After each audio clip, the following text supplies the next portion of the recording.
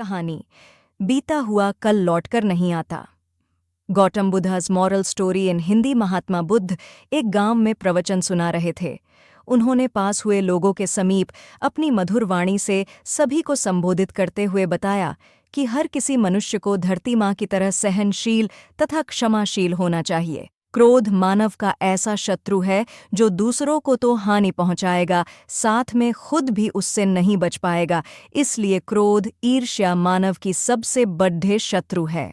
सभा में सभी लोग शांति से उनकी बात को ध्यानपूर्वक सुन रहे थे। तभी वहां उस सभा में एक अति क्रोधी व्यक्ति भी उपस्थित था। वह पहले तो उनकी बात सुनता रहा, फिर वह अचानक महात्मा जी से क्रोधित होकर बोला। बोलते समय उसका आंखें खून के समान लाल हो रही थीं। उसने बोला कि तुम ढोंगी हो, यहाँ बैठकर लोगों को बेवकूफ़ बना रहे हो।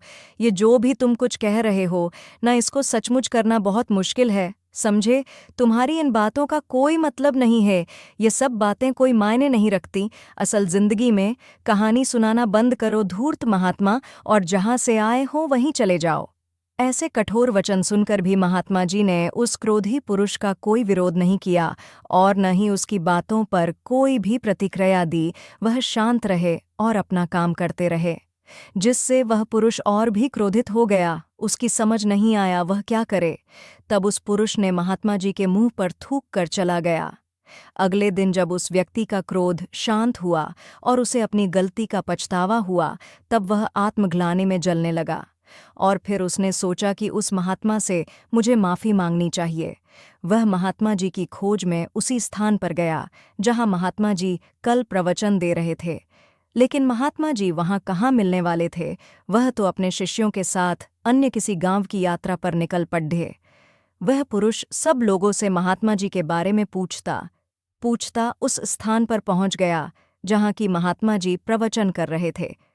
तब उस पुरुष को महात्मा जी के शिष्यों ने उसे उनके पास जाने से रोका, लेकिन महात्मा जी ने अपने शिष्यों को आदेश दिया कि आने दे उस पुरुष को। तब वह पुरुष महात्मा जी के चरणों पर गिर गया। उनसे बोला, मुझे क्षमा कीजिए महाराज। उसने महात्मा जी से पूछा, क्या आप भूल गए हो कि मैं वही जिसने कल आपका इतना अपमान किया था। मैं अपने दुष्ट कृत्य की आपसे माफ़ी मांगता हूँ। तब महात्मा जी ने बड़े शालीनता से उस पुरुष से बोले कि कौन सी बात। तब उस पुरुष ने बड़ी हैरानी से महात्मा जी की ओर देखा। महात्मा जी बोले कि मैं तो बीती बातें वहीं छोड़ दिया आया, क्योंकि बीता हुआ कल कभी वापस लौट कर नहीं आता।